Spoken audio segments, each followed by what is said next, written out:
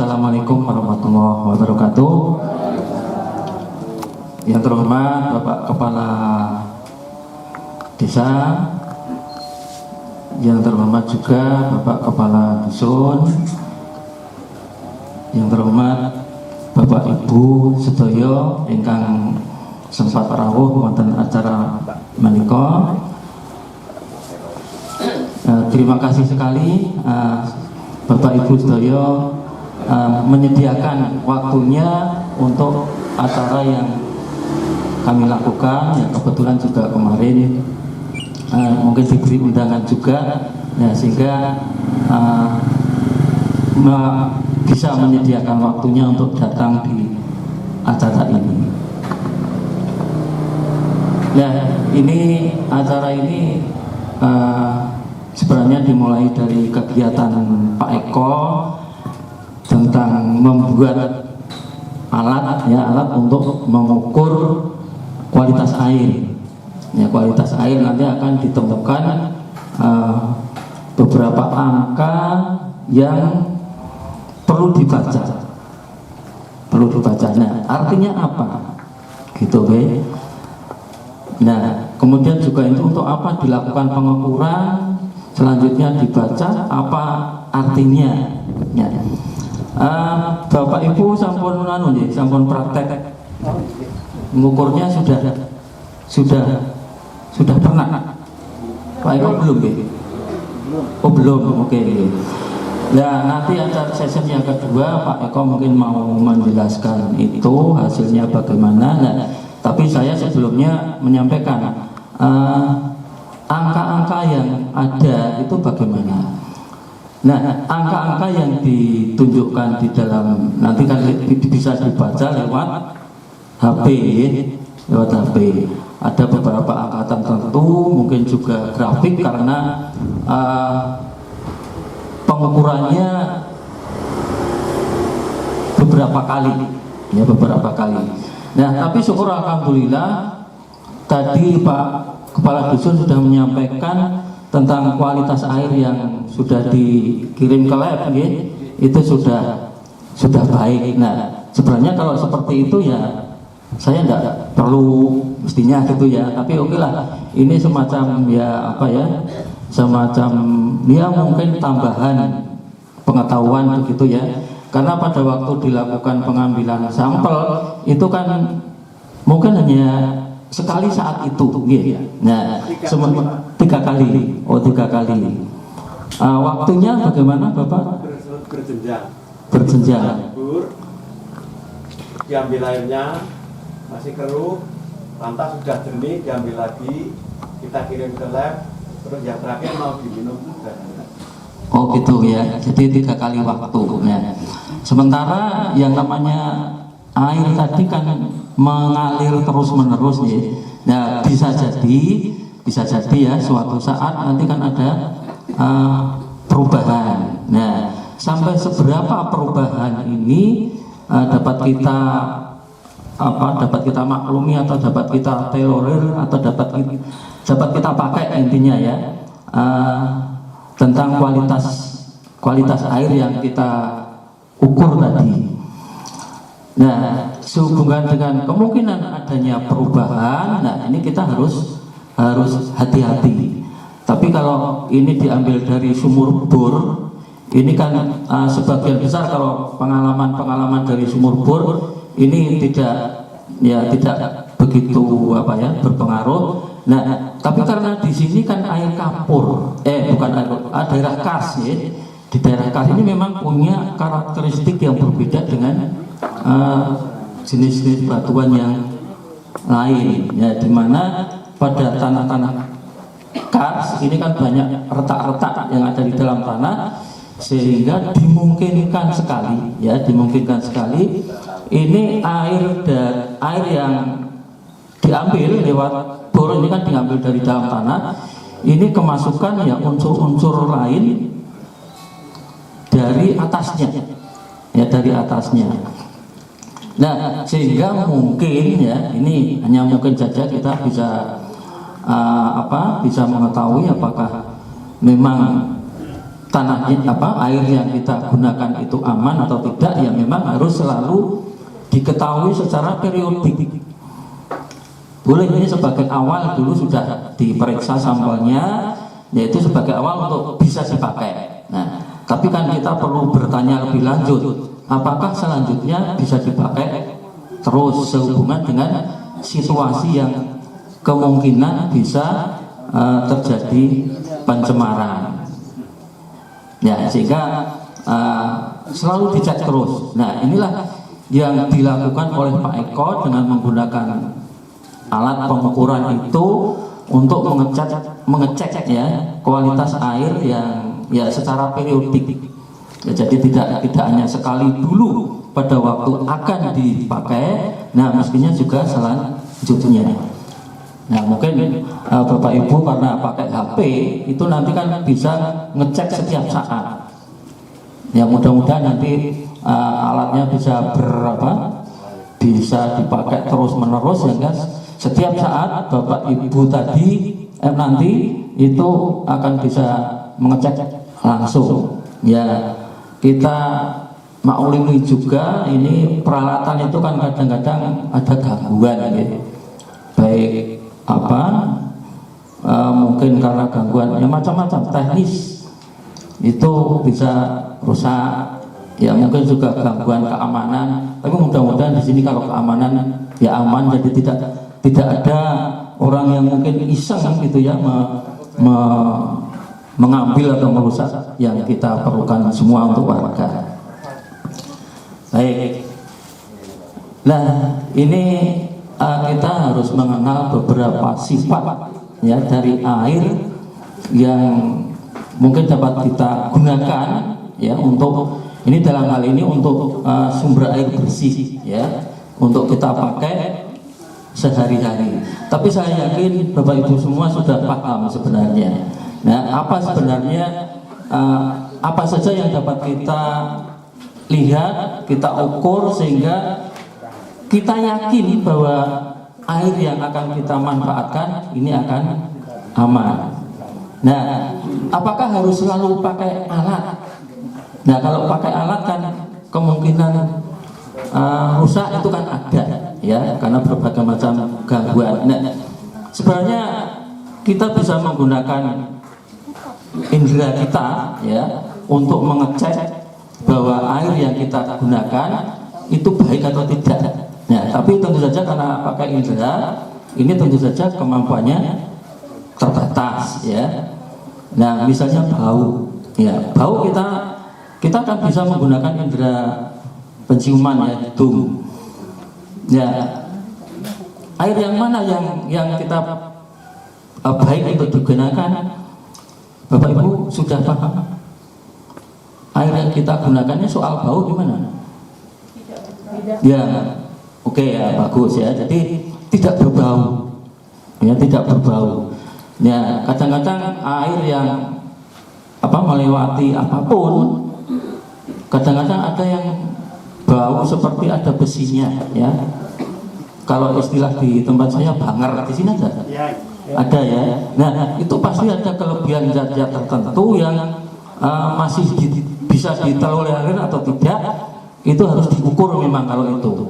Ya, kandungan apa yang perlu diketahui tentang bau banger itu tadi, sehingga masih bisa dipakai atau tidak ya. Jadi yang perlu kita pahami tentang bau ini harus tidak berbau. Kemudian juga rasa air yang kita gunakan harus tidak berasa ya. Tidak mungkin kita menggunakan air kok asin ya, jadi tidak mungkin ya, harus tidak berasa. Kemudian juga warna. Kalau warna gimana Bapak Ibu? Kalau warna, nah mestinya tidak berwarna ya. Ya kalau kita sering sehari-hari ya jernih gitu ya. Tapi sebenarnya kalau di istilah tentang ilmu air, tidak berwarna dengan jernih itu berbeda. Jadi kalau tidak berwarna ini ya memang kandungan beberapa warna, tapi kalau jernih ya itu kandungan, banyak sedikitnya kandungan ini tentang partikel-partikel tertentu yang ada di dalam air tadi, sehingga ada yang mengatakan jernih, ada yang mengatakan lawannya jernih, keruh, ya keruh. Nah, sehingga muncul istilah di dalam kualitas air ada kekeruhan. Ya, jadi harus tidak berbau, tidak berasa, tidak berwarna, ya. Ini yang kita pakai untuk sumber air bersih, ya. Kemudian juga suhu, ya, temperatur. Nah, temperatur bagaimana? Temperaturnya berapa? Nah, ini di beberapa literatur ini suhu yang diizinkan untuk dipakai sebagai sumber air minum itu kurang lebih kurang dari 3 derajat atau lebih dari 3 derajat dari suhu udara di sekitar kita secara umum, ya. Misalnya di sini rata-ratanya 26 derajat, ya, maksimal yang diizinkan untuk dipakai sebagai sumber air itu 29 derajat, itu maksimal, ya, maksimal. Nah, kenapa kok bisa panas seperti itu? Nah, untuk yang lebih rendah ini biasanya tidak begitu masalah. Yang sering menjadi masalah ini panas. Nah, kalau bertambah lebih tinggi dari suhu sekitar, ini biasanya ada sesuatu yang ada di dalam tanah. Ya, mungkin ada reaksi kimia tertentu sehingga menambah atau meningkatkan suhu air. Nah, kalau kebetulan ya tidak ada unsur racun sih tidak ada masalah, ya. Tapi dilihat dari faktor suhu ini tadi, kalau masih pertambahannya itu kurang dari 3 derajat masih bisa kita pakai, ya. Tapi kalau lebih, nah ini harus mulai hati-hati dengan cara bagaimana melihat yang lain, ya, sifat-sifat atau karakteristik air yang lain. Nah, ini beberapa yang mungkin tadi tidak terukur oleh alat yang dibuat oleh Pak Eko, ya. Nah, Pak Eko kan menyampaikan ada 4, itu tentang keasaman atau pH. Nah, tentang pH ini juga saya sudah melihat beberapa sampel yang sudah disampaikan Pak Eko. Ini masih termasuk bisa dipakai, ya. Tapi hati-hati nanti kalau pH-nya meningkat. Nah, karena apa? Di daerah ini kan kapur, ya. Pelarutan kapur itu bisa intensif kalau nanti hujan. Nah, hujan ini bisa meningkat. Nah, harapannya boleh meningkat, tetapi tidak terlalu besar sehingga tetap masih bisa dipakai. Nah, angkanya berapa? Nah, ini yang mungkin perlu diingat oleh Bapak Ibu nanti. Itu paling rendah itu 6 pH-nya, ya. Itu paling tinggi 8,5. Ya, kalau sudah sampai 9 itu sudah pH sudah basah. Artinya apa? Kandungan kapurnya sudah terlalu tinggi. Nah, ini coba dihindari. Ya, kalau masih 7,5, masih 8 masih bisa. Ya. Nah, ini bahayanya di sini bukan pH-nya, bukan asam, tapi basahnya, ya. Jadi kalau angkanya tinggi, nah ini yang perlu hati-hati. Kemudian yang kedua, tadi suhu sudah, yaitu patokannya itu sekitar kurang lebih 3 derajat, ya, dari suhu normal. Nah, saya tidak begitu paham berapa pengukuran hariannya di sini. Nanti Bapak Ibu bisa mengukur sendiri. Mungkin di HP itu kan kadang-kadang ada pengukur suhu, ya. Ya, tidak semua HP, tapi ada HP yang bisa mengukur suhu udara. Nah, itu bisa, ini untuk mengukur rata-rata memang perlu berkali-kali, tidak hanya sekali dua kali, mungkin seminggu sekali diukur, pagi, siang, sore gitu ya, seminggu lagi dan sebagainya. Nah, nanti bisa diketahui secara ya jelas berapa suhu rata-ratanya. Ini tentang suhu. Kemudian ada lagi TDS, ya, TDS. Nah, TDS ini apa?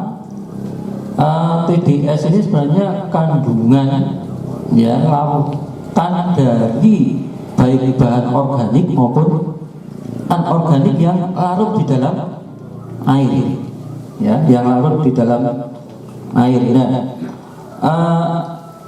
angkanya bagaimana? Nah, tadi juga sempat saya tanya sekitar ya 200 sampai 300. Ini masih aman Bapak Ibu? Ya, karena apa, di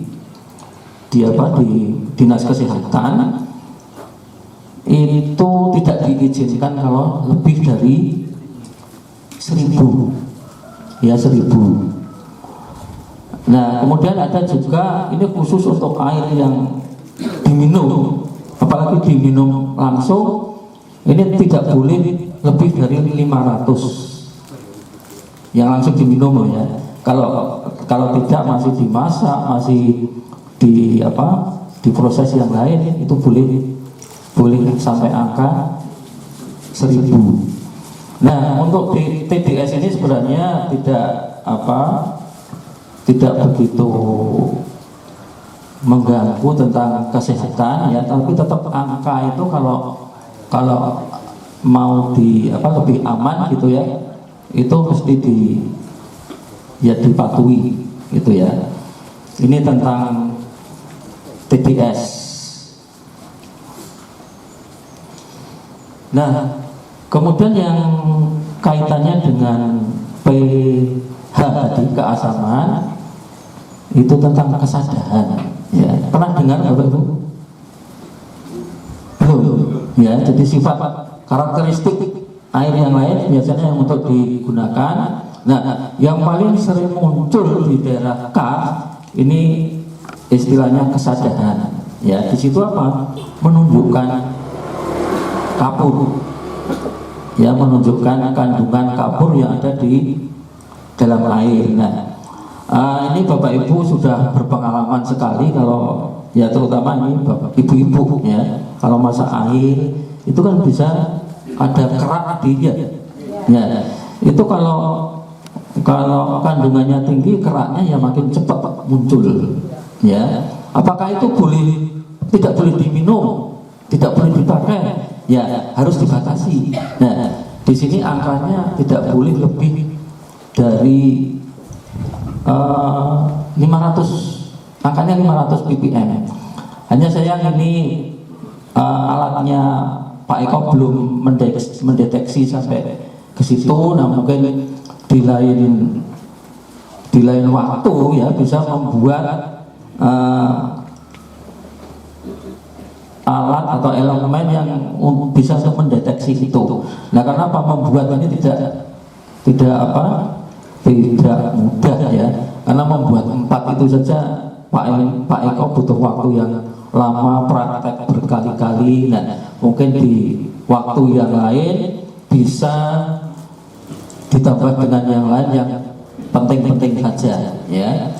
Nah, kenapa di tiap daerah itu ya punya karakter yang berbeda? Karena apa ya, jenis batuannya itu kan berbeda. Nah, inilah batuan inilah yang mengakibatkan karakter dari air minumnya atau air tanahnya bisa berbeda ya. Sehingga tidak perlu semua dideteksi ya, jadi hanya yang perlu saja. TDS, suhu, pH, apalagi Pak Eko? Oh, kekeruan ya, kekeruan. Betul. Nah, kekeruan ini apa?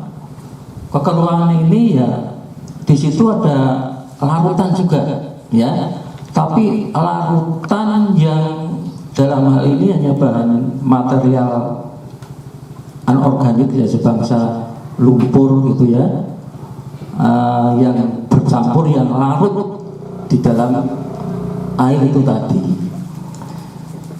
Nah ya, ini soal kekeruan ini sebenarnya berbahaya atau tidak itu tergantung dari kandungan larutan yang ada. Nah, tetapi biasanya kalau di sini lumpur ya, soal kekeruan ini tidak mengganggu kesehatan ya. Tetapi supaya bisa baik dipakai, ini ya tetap harus ada batas-batasnya. Ya, ada batas-batasnya, tetap ada. Kemudian, nah, kalau ini tadi lebih banyak harus menggunakan alat ya, menggunakan alat. Kemudian yang baik juga ini yang dibutuhkan oleh tubuh manusia, yaitu kandungan oksigen yang ada di dalam air ya, atau istilahnya DO ya, kandungan oksigen yang ada di dalam air. Nah, tentunya makin banyak oksigen yang ada di dalam air ini makin baik untuk dipakai untuk air minum ya. Nah, di beberapa merek mungkin air minum ya ini kan menjual oksigen ya. Di situ ada kandungan oksigen yang dipakai sebagai bahan promosi. Nah, ini baiknya di situ.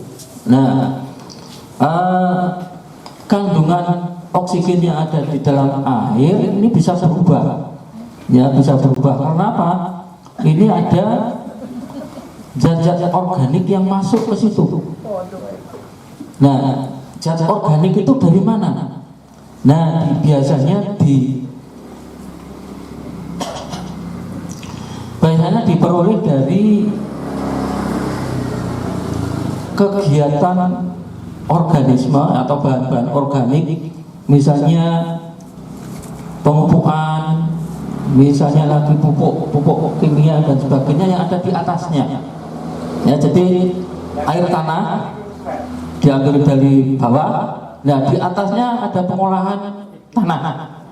Nah, di situ ada berbagai macam kegiatan manusia menggunakan pengolahan organik. Nah, ini ternyata bisa mengganggu. Kalau terlalu banyak, nah justru nanti oksigen ini akan berkurang. Nah, ini yang apa? Patut kita perhatikan.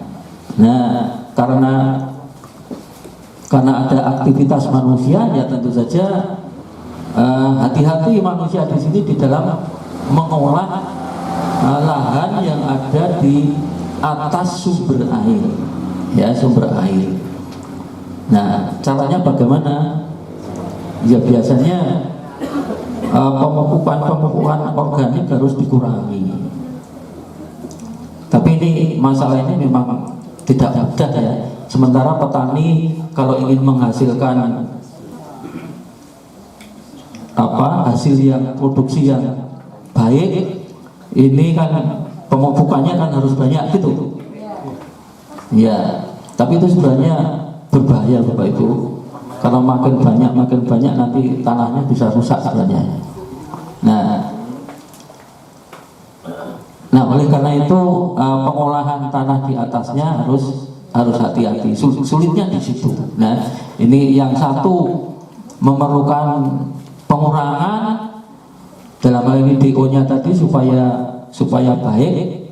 Tidak boleh pengolahan tanah itu terlalu intensif, sementara petani kan memerlukan produk yang banyak yang harus menggunakan pupuk. Nah, bagaimana yang aman? Nah, kalau ini saya tidak ada kompetensi untuk menjawab, ini yang ngerti betul ahli pertanian. Ya, saya tidak berani menjawab ya. Nyuwun pangapunten. yaitu mengenai DO ya, atau kandungan oksigen yang ada di dalam air. Kemudian juga yang perlu kita perhatikan juga ini soal, nah ini kadang-kadang kalau kita minum air secara langsung tanpa dimasak ya, kadang-kadang aman, kadang-kadang juga tidak aman ya, sakit perut atau diare gitu ya. Nah, ini karena apa? Ada yang tahu Bapak Ibu? Kok kadang-kadang aman tapi kadang-kadang tidak? Apa sebabnya? Nah, ini karena air tadi pada saat itu kalau mengakibatkan diare atau sakit perut. Kalau hanya sakit perut saja, kalau diare kan ya kotorannya beda ya. Kalau diare berarti yang meracuni itu adalah bakteri E. coli ya. Kalau makin banyak bisa diare. Nah, asalnya dari mana? Nah, ini biasanya dari kotoran hewan atau kotoran manusia. Nah, meskipun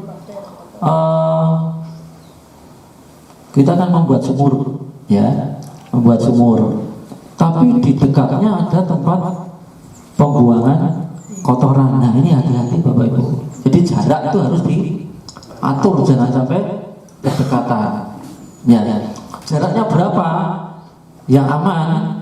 Ini sebenarnya tergantung dari jenis tanahnya, ya. Tapi biasanya kalau di daerah kapur ini kan butirannya lembut-lembut gitu ya. Ini paling tidak 10 meteran ya, jarak antara tempat buangan kotoran tadi dengan sumur. Ya, lebih jauh, lebih aman. Nah, tapi masalahnya gini, kadang-kadang ada rumah tetangga gitu ya, jejer, dua-duanya membuat sumur. Ya betul, dari rumah yang A ini jaraknya 12 meter, tapi di rumah B ini 5 meter. Kan bisa gitu kadang-kadang ya. Nah, ini ya mestinya kalau membuat tempat buangan juga harus tanya-tanya ke tetangga dulu nih, bagaimana supaya kita aman semua gitu ya. Itu kan lebih baik ya. Jadi yang bikin bakteri E. coli tadi lebih besar ini karena pencemaran dari kotoran ya, baik kotoran manusia maupun kotoran hewan. Nah, itu kalau sumur ya. Mungkin di sini masih ada yang menggunakan sumur ya, itu coba diperhatikan. Nah, bagaimana dengan ini PDAM dus? Ya, ini kan menggunakan sumur bor ya. Ini kan cukup dalam. Kira-kira bagaimana? Aman ya. Kalau dari E. coli memang aman ya. Selama perjalanan dari sumber sampai ke rumah ini juga terlindung. Tapi kalau selama perjalanan apalagi ada yang dibuka terus ada gangguannya ya kita hati-hati juga ya. Jadi yang namanya saluran air itu harus betul-betul diperhatikan pemeliharaannya ya, pemeliharaannya. Nah, kemudian yang harus diukur juga, ini yang juga berbahaya untuk kesehatan, ini misalnya kandungan besi ya. Biasanya kalau kandungan besi meningkat di dalam airnya itu akan warnanya akan mengalami perubahan ya. Warnanya ya mungkin kuning kecoklatan ya. Kalau ada yang sampai hitam itu ya sudah nyaman gitu ya. Itu masih malah ditambahan unsur mangan ya, Mn. Kalau besi tadi Fe. Nah, ini hati-hati, ini kalau ini syaratnya berat. Ini maksimal hanya 1 ppm ya, 1 angkanya biasanya. Lebih dari itu akan akan berbahaya bagi tubuh manusia. Nah, ini terutama apa? Yang lewat-lewat kalau dari di mana ini di daerah Kars, kandungan besi tidak dan NN itu tidak begitu berpengaruh ya. Cuma kalau kebetulan pipa airnya dari besi, nah ini yang perlu diperhatikan. Pipanya dari apa? Pralon. Kalau yang dari Cibel naik ke Tapuan itu besi, Pak. Besi lah, ini yang perlu ini ya. Tapi kan ya mudah-mudahan itu termasuk logam yang dibuat itu baik gitu ya. Jadi istilahnya tahan korosi ya. Jadi nanti itu juga ada kaitannya dengan pH. Kalau pH-nya, tapi ini pH-nya rendah. Kalau tadi kan pH yang tinggi, yang dipersyaratkan tadi yang di daerah kapur kan tidak melebihi 8,5. Nah ini yang berbahaya pada besi, ini pH-nya yang kurang dari 6. Ya, ini saya kira untuk besi ini kalau di daerah sini ya relatif aman lah gitu ya. Kemudian juga yang perlu kita perhatikan ini kandungan ini harus diukur juga. Ini tentang nitrat dan nitrit. Ya, karena apa? Ini asalnya dari mana? Dari tanah dan tanaman. Karena dan tanaman di atas itu kan biasanya diolah. Ya, diolah. Jadi ada proses pelapukan dan sebagainya. Nanti ada sebagian dari nitrat dan nitrit itu akan terbawa oleh air hujan masuk ke dalam tanah. Nah, itu kalau bercampur dengan air yang kita gunakan untuk air minum, nah ini perlu kita perhatikan juga. Ya, ini angkanya juga kecil, tapi kalau saya melihat ini ya tentang pengolahan tanah yang ada di sini kurang begitu berbahaya untuk kandungan nitrat dan nitrit ini. Tapi nggak tahu selanjutnya ya, ini perlu dikaji lebih lanjut kalau di masa mendatang. Tapi sepintas ini yang saya lihat jenis tanahnya ini warna hitam, ini tidak pengaruhnya kurang ya. Nah, saya kira itu yang bisa saya sampaikan karena ini terus terang dibatasi waktu ya. Tapi nanti Bapak Ibu bisa melanjutkan dengan diskusi nanti rupanya apa? Saya pasti nanti ini akan lebih jauh manfaatnya kalau kita diskusi. Jadi Bapak Ibu bisa menyampaikan apa yang menjadi masalah di sini. Mudah-mudahan saya dan rombongan bisa memberi semacam solusi atau begitu. Mudah-mudahan. Kenapa ya? Kita semuanya ilmunya tetap terbatas dan saya dan rombongan dan semuanya itu tetap ya Bapak Ibu jauh lebih pengalaman tentang prakteknya daripada saya dan rombongan. Ya jelas saja misalnya Bapak Ibu kan ya sudah langsung bekerja di sawah, di ladang dan sebagainya. Nah, saya kan paling melihat nyangkul nggak pernah ya. Ya jadi nggak mungkin tahu lebih banyak dari Bapak Ibu ya. Jadi bagaimanapun ya meskipun sudah sekolah tinggi kurang itu pasti. Nah, dengan adanya kolaborasi seperti ini saya bisa bertambah ilmunya dari pengalaman Bapak Ibu.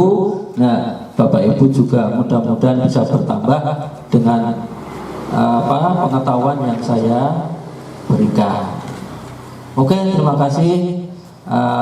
Saya minta maaf sebelumnya kalau memang kata-kata saya kurang baik itu ya, mungkin juga materi yang saya berikan ini kurang ya, saya ucapkan saya meminta maaf ya, meminta maaf.